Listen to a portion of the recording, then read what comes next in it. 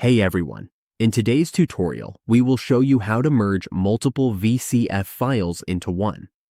If you want to combine contact files for easier importing and management, this tutorial is for you.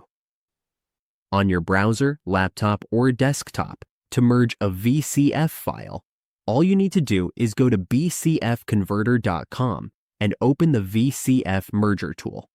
This will help you merge your VCF files quickly and easily. Make sure you already have your VCF files ready. We have a VCF sample here. As you can see, once we check the properties, it shows that it is a VCF file. We have two VCF samples here.